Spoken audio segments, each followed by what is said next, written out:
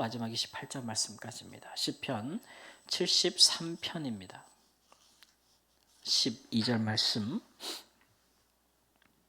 볼지어다 이들은 악인들이라도 항상 평안하고 재물은 더욱 불어나도다. 내가 내 마음을 깨끗하게 하며 내 손을 씻어 무죄하다 한 것이 실로 헛되도다. 나는 종일 재난을 당하며 아침마다 징벌을 받았도다. 내가 만일 스스로 이르기를 내가 그들처럼 말하리라 하였더라면 나는 주의 아들들의 세대에 대하여 악행을 행하였으리이다. 내가 어쩌면 이를 할까 하여 생각한즉 그것이 내게 심한 고통이 되었더니 하나님의 성소에 들어갈 때에야 그들의 종말을 내가 깨달았나이다. 주께서 참으로 그들을 미끄러운 곳에 두시며 파멸에 던지시니 그들이 어찌하여 그리 갑자기 황폐되었는가 놀랄 정도로 그들은 전멸하였나이다. 주여 사람이 깬 후에는 꿈을 무시함같이 주께서 깨신 후에는 그들의 형상을 멸시하시리이다. 내 마음이 산란하며 내 양심이 찔렸나이다. 내가 이와 같이 음에 무지함으로 주 앞에 짐승이 오나 내가 항상 주와 함께하니 주께서 내 오른손을 붙드셨나이다. 주의 교훈으로 나를 인도하시고 후에는 영광으로 나를 영접하시리니 하늘에서는 주 외에 누가 내게 있으리요 땅에서는 주밖에 내가 사모할 리 없나이다. 내 육체와 마음은 쇠약하나 하나님은 내 마음의 반석이시요 영원한 분깃이시라. 무릇 주를 멀리하는 자는 망하리니 음녀같이 주를 떠난 자를 주께서 다 멸하셨나이다. 하나님께 가까이함이 내게 복이라. 내가 주 여호와를 나의 피난처로 삼아 주의 모든 행적을 전파하리이다. 아멘. 시편의 제3권이 시작되는 73편은 아삽의 시라라는 표제가 붙어 있습니다.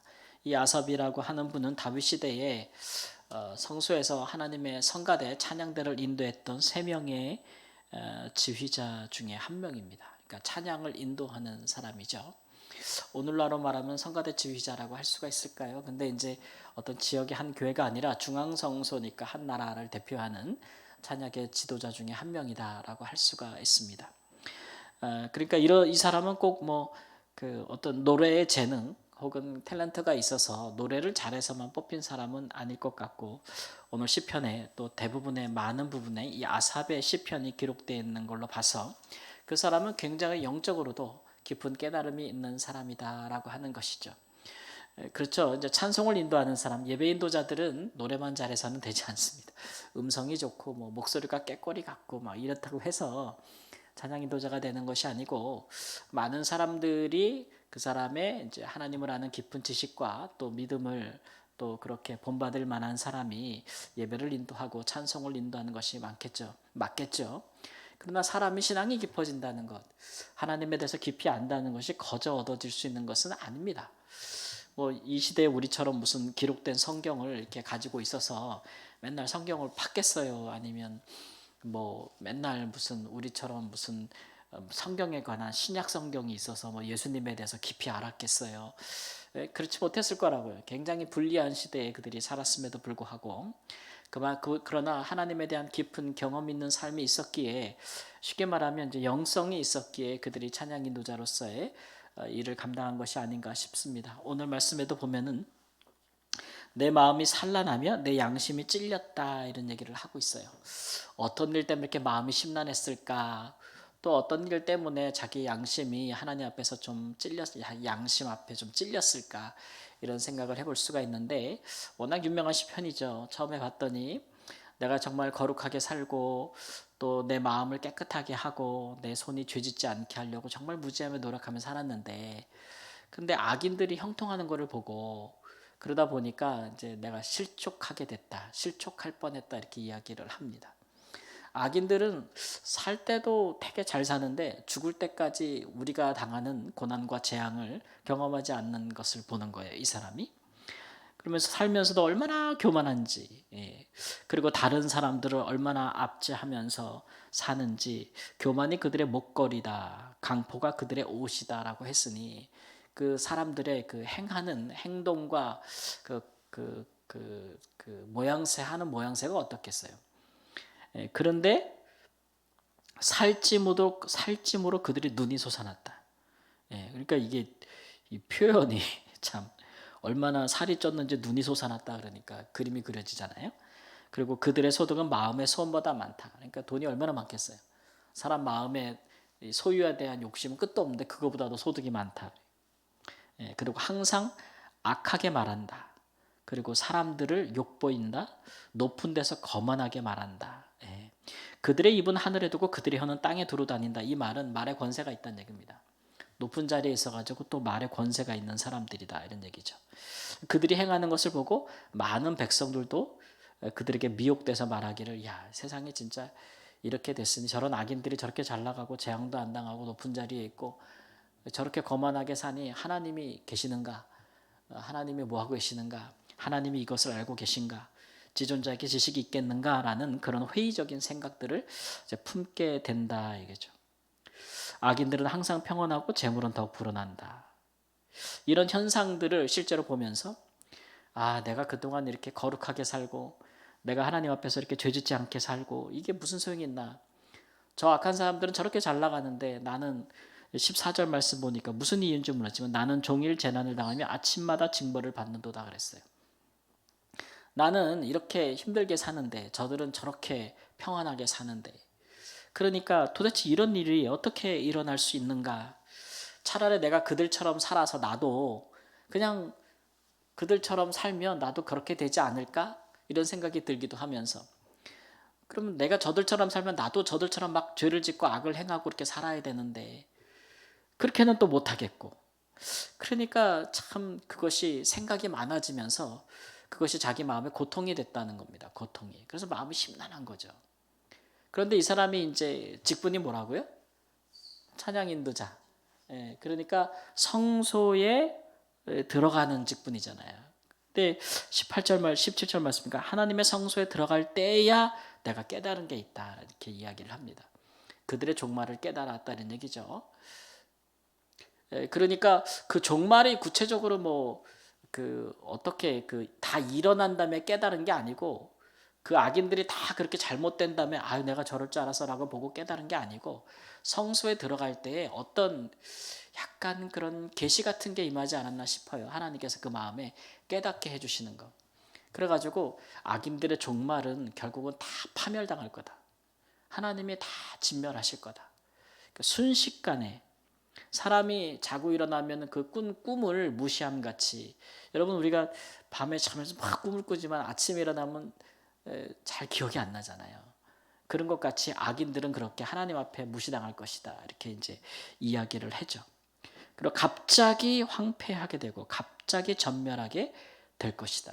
이런 것들을 성소에 들어갈 때 깨닫게 되는 정말 깨닫게 되는 그런 은혜를 경험했다는 겁니다. 그렇게 함으로써 내가 진짜 내 양심이 찔린 거야. 하나님 앞에서 내가 왜 그런 사람들 보고 그렇게 부러워했을까? 그런 사람들 보고 내가 질투와 시기를 느껴서 하나님 앞에서 내가 사는 게 무슨 의미가 있어? 내가 왜 거룩하게 살아야 돼? 내가 왜 죄 안 짓고 살아야 돼? 막 이런 것에 대한 회의 이런 것들에 대해서 내가 하나님 앞에 좀 잘못하는 마음을 가졌다. 이런 얘기겠죠. 그러면서 생각하는 것이 세상에서 살면서 무엇이 복인가? 정말 뭐가 복인가? 그런 얘기죠. 하나님을 멀리하면서 자기 마음대로 죄를 지면서 악한 대로 행하면서 불을 쌓고 다른 사람을 능멸하고 악한 말들을 쏟아내면서 그렇게 하는 사람들 그런 사람들이 복인가? 아니면 나는 그렇게 살진 않지만 그러나 내가 죄를 안 짓게 사는 것 때문에 내가 하나님 앞에서 거룩하게 사는 것 때문에 고난을 받고 힘들어도 그러나 그 나의 삶에는 주님께서 함께 하신다는 거예요. 여러분 세상에서 거룩하게 사는 게 쉽습니까? 마음에 거룩하게 사는 게 쉽고 세상에서 흔한 죄들을 나는 안 짓겠다. 그래가지고 사는 것이 쉬운 일입니까? 어렵죠. 그렇게 살려고 하다 보면은 잘 안 돼요. 사업을 한번 그렇게 해보세요. 나 죄 안 짓고 사업 한번 해보겠다. 어려우실걸요. 이 사람 말처럼 매일이 재난이고 아침마다 벌 받는 것 같다 이런 표현을 쓰잖아요. 내가 하나님 앞에 죄 안 짓고 살겠다고 하니까 안 되는 거 일이 잘. 세상에서는 그런 일이 잘 안 되니까. 예수님도 그런 말씀하신 적 있잖아요. 종일토록 내가 도살할 양같이 여김을 받았다. 그러니까 이게 그렇게 사는 게 너무 힘든 거죠. 또 오히려 내가 믿음이 없으면 그냥 막 살 텐데 또 하나님을 믿는 믿음이 있어가지고 다 걸려 마음에. 그래서 하나님이 기뻐하지 않는 거룩하지 않는 것들을 행하면 마음에 이게 딱 걸려버리고 이게 불편해서 못하게 되는 거잖아요. 그러면 불의한 재물도 취할 수 없고 남의 것을 빼앗을 수도 없으니 부를 쌓을 수가 없는 거죠. 뭐 예를 들면 그렇다는 겁니다. 그러니까 그런 것들에 대해서 힘들다고 이야기하고 있는 거죠. 근데 중요한 것은 그런 길, 우리가 끝까지 그렇게 거룩하게 사는 길은 사실 주님의 도움이 없이는 못 살거든요. 우리의 믿음과 인격만으로 살 수 있느냐, 의지만으로 안 된단 말이에요. 그러니까 결국은 내가 힘들어도 내가 매일 벌 받는 것 같은 어려움을 살아도 내가 믿음이 없고 죄를 막 짓고 사는 사람들이 나보다 더 잘 살고 나보다 더 평안하고 죽을 때까지 건강하고 더 장수하는 것 같고 그런 거 보면서도 그래도 이제 더 중요한 게 뭐냐면은 그 사람들에게는 주님이 없는 거예요. 주님이 함께하지 않는 거예요. 주님이 함께한다면 그렇게 죄를 짓겠냐고요. 근데 나는 주님이 함께하고 주님이 나에게 죄 짓지 않도록 나를 도와준단 말이에요. 예. 그리고 나를 인도하시고 내가 거룩하게 살도록 내 오른손으로 주님의 오른손으로 나를 붙들고 계신단 말이에요. 그게 더 복이라고 생각한다는 것을 깨달았다는 거죠. 그게 더 복이라는 거예요. 예. 세상 우리가 이 땅에 사는 동안에는 주님이 우리를 죄짓지 않게 붙들어주고 그 다음에 후에는 어떻게 해요? 영광으로 우리를 영접하신다고는 말씀에 기록되어 있지 않습니까? 24절 말씀에. 그러니까 이 땅에 사는 동안에 우리 주님이 우리를 붙잡고 우리를 인도하시는 가장 중요한 목적은 뭘까요? 거룩함입니다. 거룩함, 부함이 아닙니다. 이스라엘 백성이 애굽에서 나와서 가나안은 영원한 안식을 상징하는 가나안에 들어가기 전에 광야 같은 세상을 살지 않습니까? 광야에서 하나님께서 그들에게 기대하신 것은 무엇입니까? 그들의 거룩함입니다. 그들의 거룩함. 사람이 하나님의 말씀으로 산다는 그 거룩한 것을 요구하시기 때문에 우리가 지금 예수 그리스도를 믿고 영원한 안식에 들어갈까지 이 세상은 광야인데 여기서 하나님 우리께서 기대하시는 것은 주님과 함께 동행하면서 죄에 굴복하지 않고 우리 예수님이 죄를 벌써 이겼는데 그럼 예수님 믿는 사람이 죄에 굴복하면 되겠어요? 죄에 굴복하지 않고 악인들에게 무릎 꿇지 않고 유혹에 넘어가지 아니하고 우리를 구원하신 예수 그리스도의 그 거룩함과 그 죄 없으심을 우리가 그를 믿고 따르면서 그가 승리하듯이 우리도 그 믿음으로 승리한다는 것을 세상에 나타내고 증거하기를 원하시는 거죠. 그래서 이 세상에서 우리의 가장 큰 복은 거룩함입니다. 그보다 더 큰 복이 없는데 성경은 그렇게 얘기하는데 우리도 그렇게 알고 깨달아야 되는 건데 우리는 자꾸 미련이 있죠. 하나님 우리를 그 길로 인도하신단 말이에요. 오늘보다 어제보다 오늘이 거룩하였으면 하나님 우리는 더 어제보다 복을 받은 사람들이거든요. 근데 우리의 믿음은 그러한데 우리의 그 세상적인 가치관이 항상 우리가 더 참된 복을 받았다고 느끼지 못하게 하죠. 왜 믿음이 없는 사람들이 더 부한가? 왜 그들이 더 건강한가? 왜 그들이 세상에 더 형통한가? 예. 자꾸 그런 걸 본단 말이에요. 근데 우리 주님이 보시는 것은 그런 걸 보지 않거든요. 주님은 이 땅에서 우리가 하나님 나라에 들어가게 더 합당한 사람으로 만들어 가시는데 큰 목적을 두고 우리를 이 세상에서 인도하신단 말이에요. 예.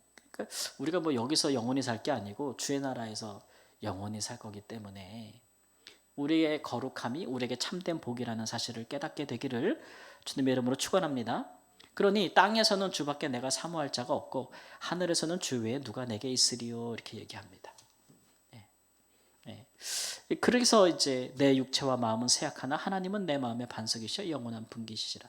다 같은 말씀이죠. 하나님께 가까이 하면 내게 복이라 내가 주 여호와를 피난처럼 삼아 주의 모든 행적을 전파하리이다.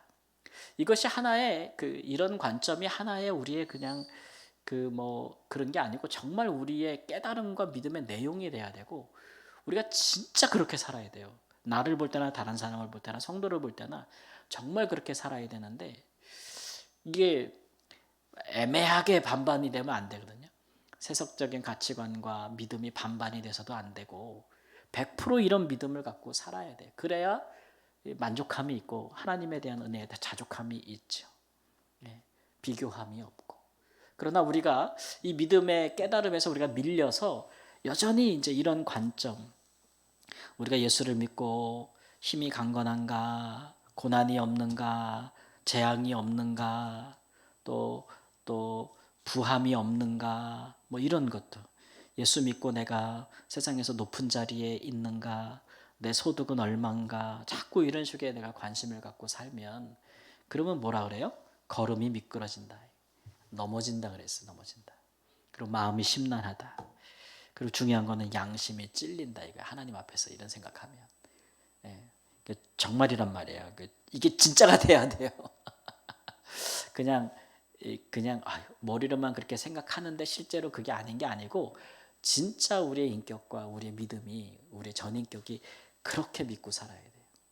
그게 그리스도인들이에요. 다른 가치를 갖고 살아가는 사람들. 예. 그러므로 여러분, 주님이 오늘도 우리와 함께 계시고 우리를 죄짓지 않도록 거룩함으로 붙들고 계시고 하나님의 주의 말씀으로 우리를 인도하고 계시면 후에는 영광으로 우리를 영접하실 줄 믿습니다. 그런데 이 땅에서도 주님밖에 없고 나중에 하늘나라 가서도 우리 주님밖에 없는 거예요.